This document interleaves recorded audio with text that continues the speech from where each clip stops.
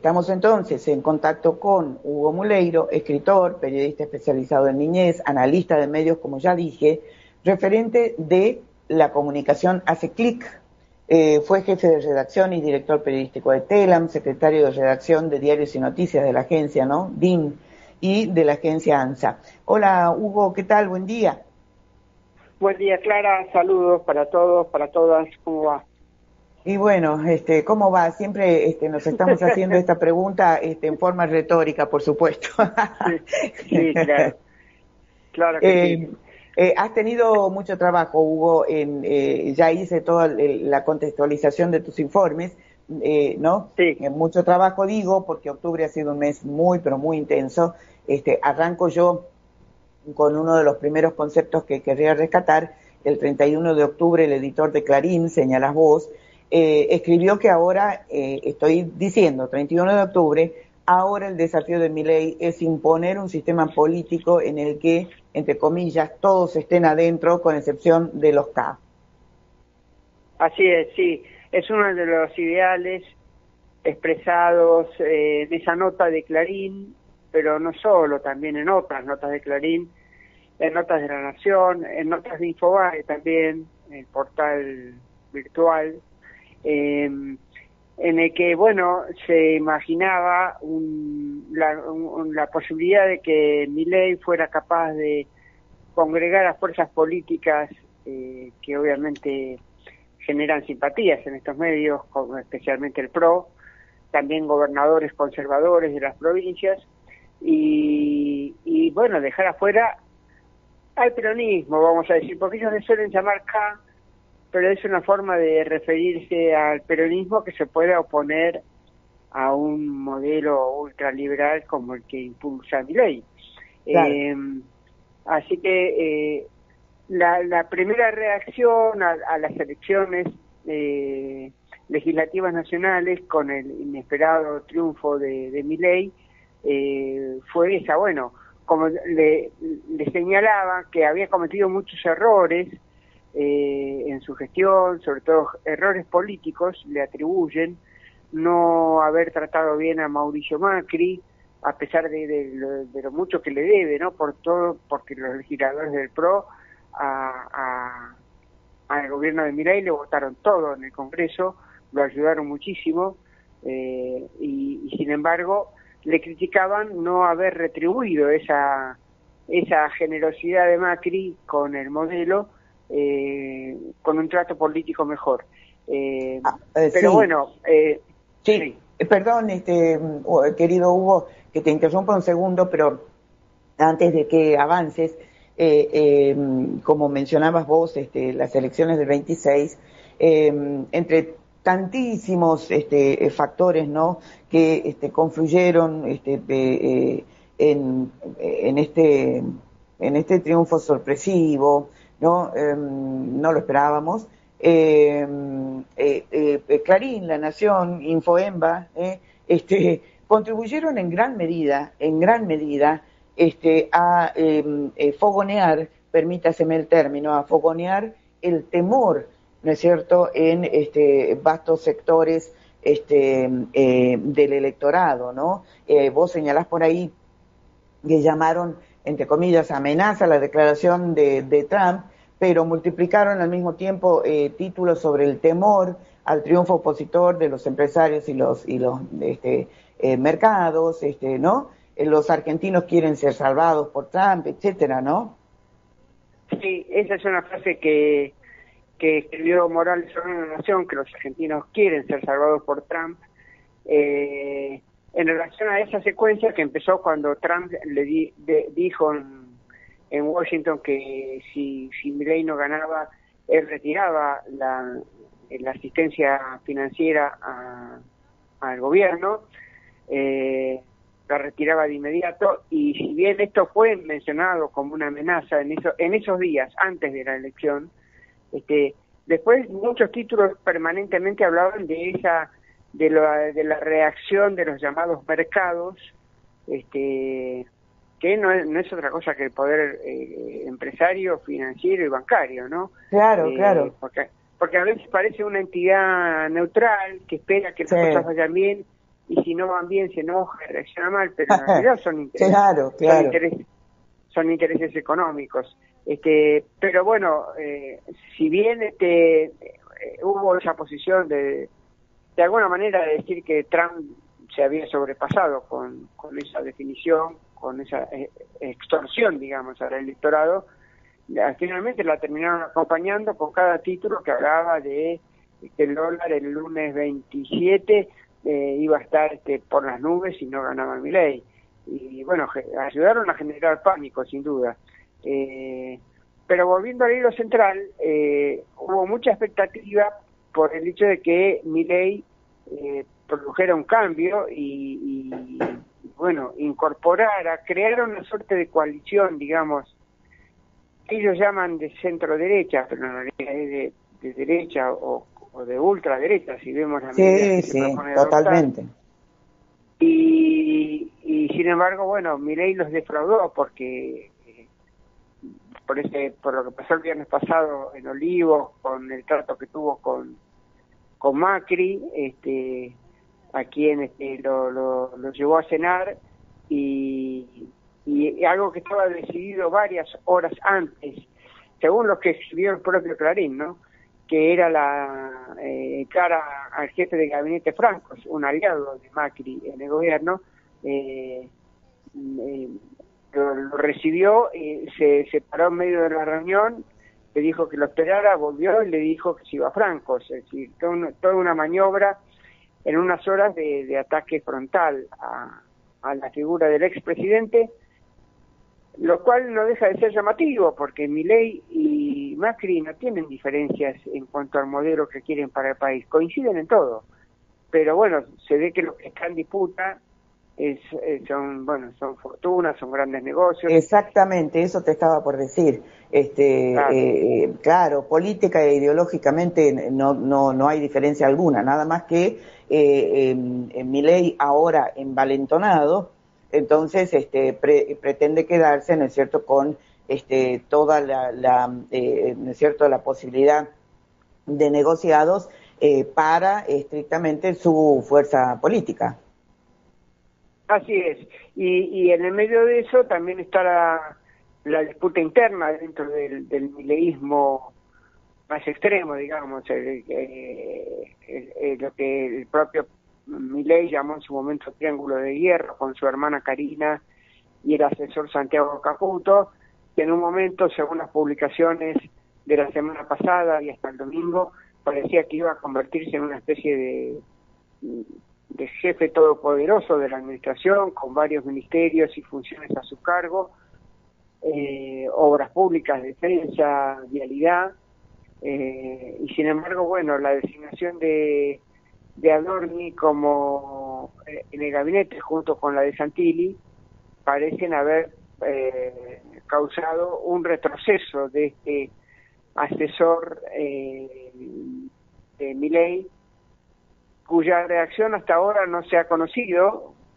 Tras el desplazamiento mantiene un silencio hermético, pero bueno, son, como todos sabemos, son disputas que no son parte de un ajedrez gracioso para ver qué casillero se ocupa, o como si estuviéramos jugando en un tablero donde hay que avanzar, sino que lo que hay en disputa son áreas de la administración que representan poder político, pero además representan también mucho poder económico.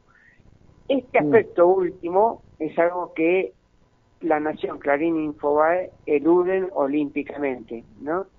Ellos te dicen que Macri quería, por ejemplo, colocar o dejar a Francos o colocar a una figura propia en ese lugar del gabinete, pero no.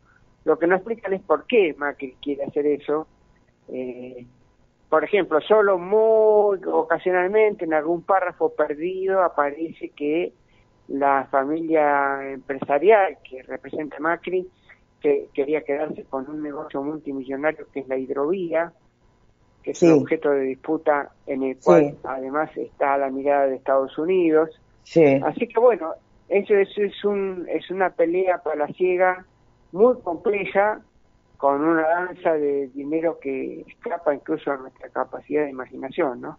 Sí, sí, Y que sí. no parece del todo terminada, a pesar de que, bueno, a pesar de las designaciones decididas por, no sé si por Javier Milei o por Karina Milei o por ambos, y bueno, la perspectiva de que eso genere alguna clase de reacción en algún momento. Sí, y otro aspecto que acerca del cual querría que nos comentes, que me pareció muy interesante, ¿no? Y que vos lo consignás, es los espacios que destinaron a las operaciones, muy bien dicho, de la familia judicial contra la, entre comillas, corrupción K, que ocuparon el triple del espacio destinado a la corrupción mileísta y a sus nexos con el narcotráfico, ¿no? Sí, claro, bueno, eso es la cobertura, digamos, de las denuncias de corrupción en el gobierno de Milei hasta antes de las elecciones tenía una cierta cadencia, aparecían algunas de vez en cuando, un poco perdidas, nunca en un lugar principal, algunos títulos, algunas novedades, tanto por la estafa con Libra, de la que participó Milei, como, bueno, la denuncia de corrupción en la agencia de discapacidad por este funcionario español. La de Esper. Lo de Esper, el vínculo con el narcotraficante que ahora va a ser extraditado a Estados Unidos, la candidata a legisladora de Río Negro que está acusada en Estados Unidos por narcotráfico. Bueno, había una cierta secuencia, pero nunca con el despliegue y la frecuencia dedicada a las acusaciones contra el peronismo y en especial contra el kirchnerismo. Y luego, tras la victoria electoral de Milei, con un caudal de votos de personas que, por cierto, uno debería pensar que no tienen como prioridad la lucha contra la corrupción, porque si no votan al peronismo porque está acusado de corrupción, es difícil entender si el eje del voto es la lucha contra la corrupción, cómo es que votaron a representantes del mileísmo, ¿no? Pero bueno, lo cierto es que el resultado electoral le potenció el capital político de Milei, y a partir de ahí, a partir de ese día, por supuesto, hay una caída muy fuerte de la atención dada a estos temas. Hoy hay una publicación en La Nación sobre Libra, sobre los contactos de Milei con los operadores financieros y digitales que armaron esta estafa, pero insisto, es algo muy desperdigado y nada comparable al despliegue dedicado sobre todo a Cristina Kirchner, ahora que empieza el juicio por los denominados cuadernos. Está casi todos los días en tapa esto, y una consecuencia directa del resultado electoral en beneficio de Milei y de sus allegados son las resoluciones que adoptó el juez Martínez de Giorgi, que está encargado de la estafa con Libra, y que en un solo acto le negó a los diputados estaba informando eso, de la Nación información sobre la investigación investigación es una forma de decir, ¿no?, que está a su cargo, y a la vez rechazó detener a los principales implicados en la estafa. Así que el resultado electoral empieza a rendir también a favor de Milei en los tribunales federales, ¿no?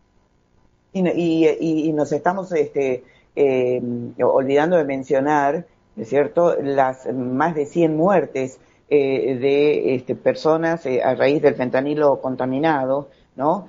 Justamente ayer hubo una nueva sesión de la comisión investigadora en Rosario. Fue una masacre, dijeron familiares que comparecieron, ¿no es cierto?, allí ante la comisión investigadora. Quiero decir, las explicaciones balbuceantes, por momentos ridículas de Sturzenegger, el silencio atronador de Lugones, etcétera, sobre eso tampoco se dice nada y estamos hablando de más de 100 muertes, ¿no? Sí, claro.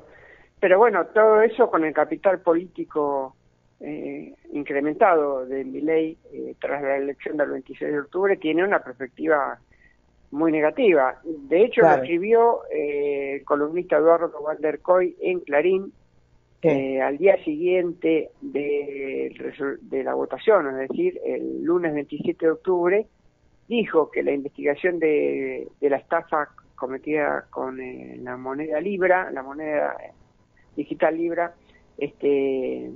va a ir a vía muerta. O sea, no va a avanzar esa investigación.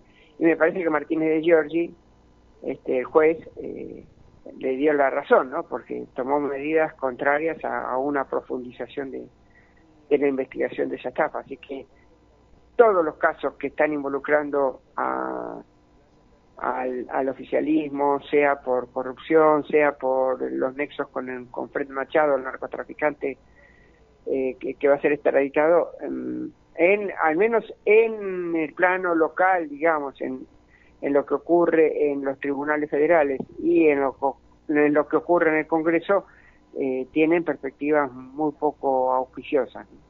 Sí, sí. Y en el cierre, Hugo, coincidiendo con el cierre de tu informe, bueno, creo que finalmente, no es la primera vez, pero estamos hablando de esta última etapa, se han caído las máscaras, ¿no? En el sentido de lo que vos señalás u observás respecto de el apoyo político abierto, ¿no es cierto?, al régimen de ultraderecha. Clarín, citas vos, el 31, allí Kirchbaum dictaminó el lunes 28, que se terminó la crisis política, que Sí. hay que ir de una buena vez a otro sistema político, ¿no? Sí, ahí Kirchbaum, que es el editor general de Clarín, dio por terminada la crisis política que afectaba sobre todo al oficialismo, lo cual quedó desmentido a los pocos días con todo lo que el propio Milei impulsó en cuanto al trato a Macri y los cambios en el gabinete, ¿no?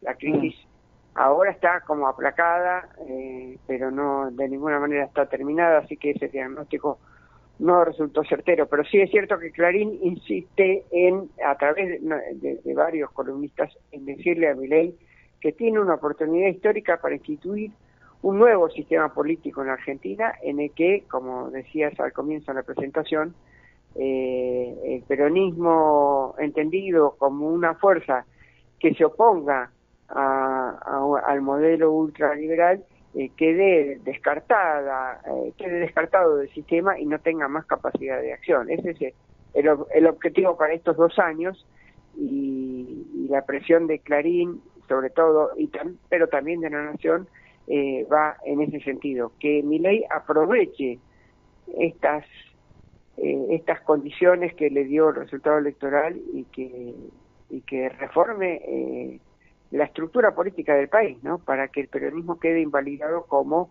oposición. Sí,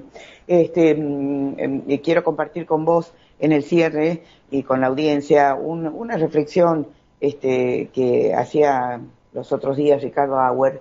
Decía, Milei en la práctica tiene pensamiento estratégico y lo aplica en las batallas, porque una elección es una batalla.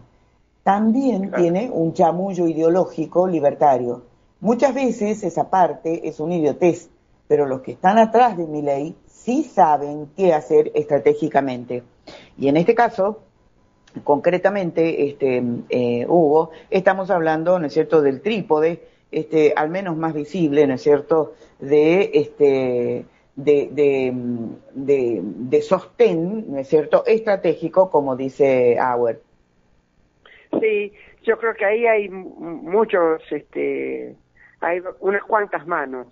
Están desde ya representantes del gobierno de Trump, incidiendo en esa estrategia, y están grandes empresarios locales e internacionales que son los que le dan sostén al gobierno de Milei, y me parece a mí participan fuertemente de la estrategia tan exitosa que en términos electorales hasta ahora pudo lograr Milei, ¿no?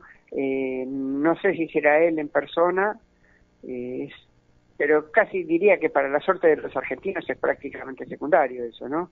El tema es que hay efectivamente una capacidad de despliegue político, de encontrar tonos, de encontrar palabras que son muy efectivas para el electorado, y esa es una inteligencia y un trabajo que debe tener mucho estudio, mucho laboratorio, y que del lado del peronismo, a mi modo de ver, no está visible ni disponible, ¿no? Mientras la derecha encuentra muy bien las claves para comunicarse con la población y enviarle mensajes efectivos, del lado del peronismo eso, a mi modo de ver, no está pasando, ¿no? No está pasando, no está pasando. Querido Hugo, en la despedida, como ya dije, permíteme un segundo, Mirta dice, cada entrevista es un aporte más que valioso para entender el entramado del poder y su transmisión al voto popular. ¿Y ahora qué hacemos? ¿Por dónde empezamos a reconstruirnos? Son todas descripciones y análisis muy solventes que nos tienen que servir para pensar en qué hacer, que exceda la efervescencia preelectoral y el masazo postelectoral.